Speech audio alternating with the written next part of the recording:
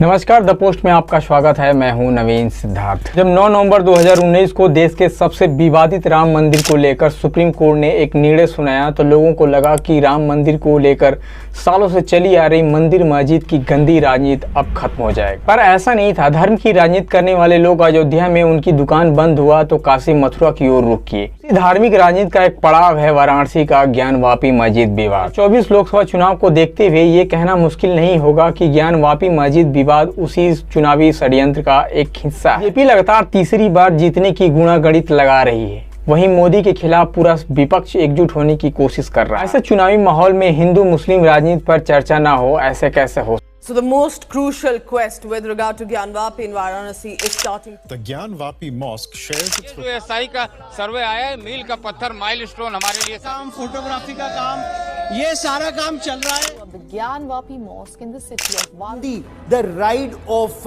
Bhagwan Shiv actually facing the Gyanvapi. पिछले 30 साल से हिंदू मुस्लिम की राजनीति में बाबरी मस्जिद केंद्र में रही है, लेकिन 2019 के कोर्ट की कानूनी प्रक्रिया खत्म होते ही ज्ञानवापी मस्जिद विवाद का विषय बन गया। ज्ञानवापी मस्जिद, जिसे आलमगीर मस्जिद भी कहते हैं, वह उत्तर प्रदेश के वाराणसी में स्थित एक विवादित मस्जिद है जो काशी विश्वनाथ मंदिर से सटा हुआ। सालों से हिंदू पक्ष दावा करता रहा है कि यहाँ पहले मंदिर था। 17 अगस्त 2021 को शहर की 5 महिलाएं, जिनमें राखी सिंह, लक्ष्मी सिंह, मंजू व्यास, सीता साहू और रेखा पाठक ने ज्ञानवापी मस्जिद के परिसर में सिंगार गौरी सहित अन्य देवी देवताओं को पूजा दर्शन की मांग करते हुए वाराणसी के निचली अदालत में एक याचिका दायर की। इन 5 महिला अपनी याचिका में यह भी कहा कि यहाँ पहले मंदिर था या मस्जिद, इस मामले को सर्वे कराकर सुलझाया जाए। दायर याचिका के 8 महीने बाद 8 अगस्त 2022 को अदालत ने सर्वेक्षण करने और वीडियोग्राफी करने का आदेश दिया। इस अदालत के विरोध में मस्जिद प्रबंधक समिति ने इलाहाबाद हाई कोर्ट में चुनौती दी,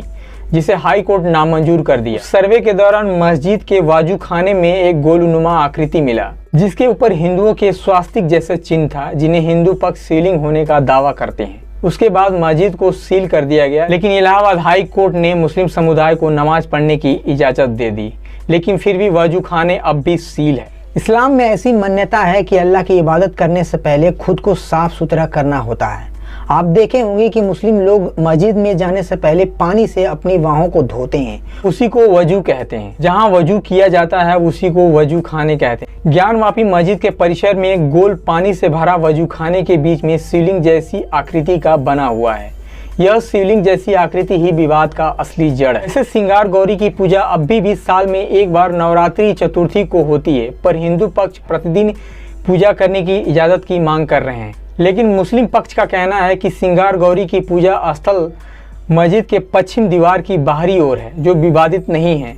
ऐसे में मस्जिद के अंदर का सर्वे कराना कोई औचित नहीं है। दरअसल ज्ञानवापी मस्जिद के पीछे पूरा विवाद यह है कि मस्जिद मंदिर को तोड़कर बनाया गया है। काशी विश्वनाथ मंदिर और उससे सटा ज्ञानवापी मस्जिद को किसने बनवाया, कोई ठोस ऐतिहासिक प्रमाण नहीं। इतिहासकारों की माने तो सन 1194 में मोहम्मद गोरी ने काशी विश्वनाथ मंदिर को लूट कर तोड़वा दिया था, लेकिन स्थानीय लोगों की मदद से फिर से वहां मंदिर बनाया गया। उसके बाद 1447 में जौनपुर के सरकी सुल्तान मोहम्मद शाह ने फिर से तोड़वाकर मस्जिद बनवाई। हालांकि इन तथ्यों को लेकर इतिहासकारों के बीच में काफी मतभेद है। 1585 में अकबर के नवरत्नों में से एक राजा टुडरमल की सहायता से नारायण भट्ट द्वारा इस स्थान पर फिर से एक भव्य मंदिर बनवाया गया, लेकिन स्थानीय मान्यताओं के अनुसार 1632 में शाहजहां ने इस मंदिर को तोड़वाने का आदेश दिया, लेकिन स्थानीय लोगों के काफी विरोध के बाद विश्वनाथ मंदिर के केंद्रीय मंदिर को तोड़ न सका। लेकिन साल 1968 में औरंगजेब के बैठने के बाद मंदिर को तोड़ने का आदेश दिया गया।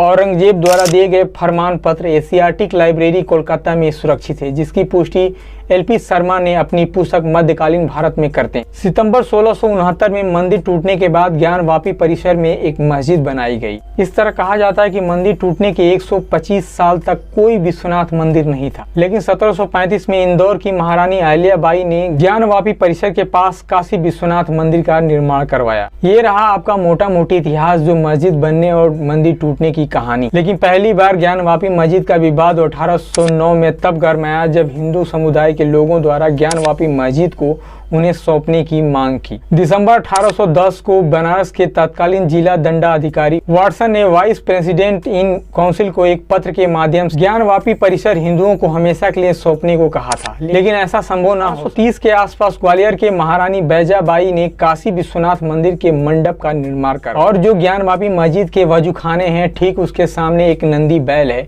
जिसको लेकर और यकीन के साथ लोग दावा करते हैं कि वजूखाने में शिवलिंग जैसी आकृति पक्का शिवलिंग ही, क्योंकि नंदी का मुंह उसी वजूखाने की ओर है।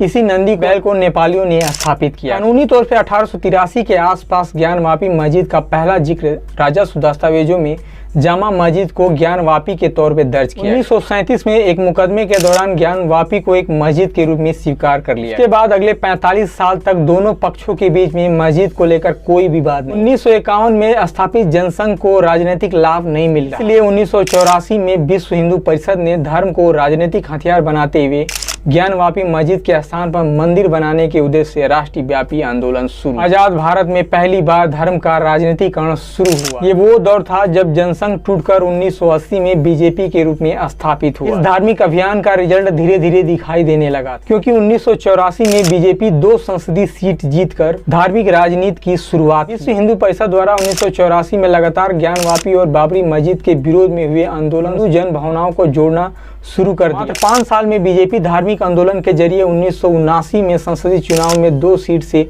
86 सीट का सफर तय। देश में धर्म की राजनीति इस कदर बढ़ गई। 6 दिसंबर 1992 को बाबरी मस्जिद पर हिंदू समर्थकों ने चढ़कर तोड़ दिया। पूरे देश में राम मंदिर को लेकर मांग उठने लगी। राम मंदिर के आगे ज्ञानवापी मस्जिद की राजनीति थोड़ा धुंधला पड़ा। 1993 में इलाहाबाद हाई कोर्ट ने ज्ञानवापी मस्जिद पर स्टे लगा दिया। इस तरह बीजेपी को राम मंदिर के जरिए मंदिर मस्जिद की राजनीति करनी पड़ी। विश्व हिंदू परिषद और बीजेपी के धार्मिक आंदोलन पूरे देश की संवेदनाएं राम मंदिर को लेकर उमड़ने लगी, जिसका परिणाम रहा 1999 में एनडीए ने 269 सीट जीतकर पहली बार पूर्ण बहुमत के साथ गैर कांग्रेसी सरकार बनाई। लेकिन फिर भी राम मंदिर आंदोलन की लड़ाई बीच बीच में जारी रखा। दरअसल बीजेपी का राम मंदिर निर्माण करवाना मैनिफेस्टो का हिस्सा हुआ करता था, लेकिन 2019 में सुप्रीम कोर्ट राम मंदिर निर्माण को लेकर आदेश सुनाई तो ऐसा लगा कि देश के मंदिर मस्जिद की राजनीति अब खत्म हो गई है, लेकिन ऐसा नहीं था। 2021 में ज्ञानवापी मस्जिद को लेकर फिर से धार्मिक राजनीति को जिंदा रखा। 2024 के लोकसभा चुनाव होना है, इसी बीच ज्ञानवापी मस्जिद को लेकर चर्चाएं चल रही। हिंदू पक्ष का दावा है कि ज्ञानवापी मस्जिद का आर्किटेक्चर हिंदू मंदिर शैली में बनी हुई है। मस्जिद के पश्चिम दीवार हिंदू मंदिरों की दीवार के रूप में प्रमाणित होता है। यही नहीं, मस्जिद के गुंबद के नीचे इस्लामी स्ट्रक्चर न होकर हिंदू मंदिर स्ट्रक्चर है, क्योंकि दावा है कि मंदिर तोड़ने के बाद उसी मंदिर के मलबे पर मस्जिद का निर्माण किया गया है। हिंदू पक्ष का दूसरा तर्क है कि मस्जिद के दीवारों पर देवी देवताओं का चित्र और मस्जिद के तहखाने में शिवलिंग जैसा कुछ है जिसमें मंदिर होने का दावा करते हैं, लेकिन मस्जिद के दीवारों पर स्वास्तिक,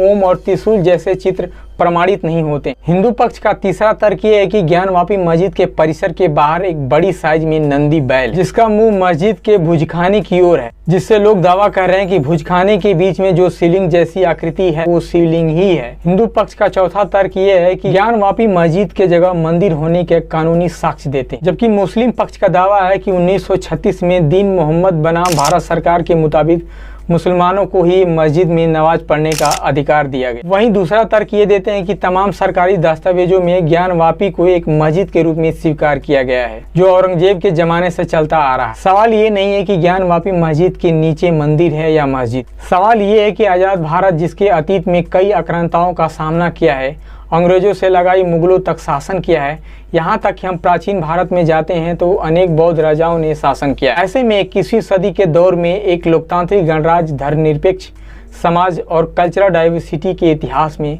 करेक्शन करना कितना सही, क्योंकि यदि सरकारें अपने धर्म के आधार पर इतिहास में सुधार करने लगे तो भारत की विविधपूर्ण समाज का क्या होगा। आज हिंदू समर्थक पीएम है, कल बौद्ध समर्थक पीएम होंगे, परसों सिख, जैन, ईसाई समर्थक पीएम बनेंगे, तो क्या अपनी धर्म के आधार पर भारत के इतिहास में सुधार करेंगे। यदि सिर्फ मंदिर मस्जिद की बात करें तो एक मोटा मोटी आंकड़े के अनुसार देश में लगभग 2 मिलियन मंदिर मौजूद है और 3 से 4 लाख मस्जिद हैं। अभी गली मोहल्ले और सिवानों को छोड़ दें तो मंदिर मस्जिद के नाम पर पहले भी हजारों लोग मारे जा चुके हैं और लाखों बेघर हो चुके हैं। 15 अगस्त 1947 को देश आजाद हुआ तो संविधान सभा में इतिहास में जो जैसा था उसे वैसा ही स्वीकार कर लिया गया, ताकि भारत दुनिया का सबसे सफल लोकतंत्र का निर्माण कर सके। यदि यह वीडियो आपको इन्फॉर्मेटिव लगा हो तो ये चैनल को सब्सक्राइब कर दें।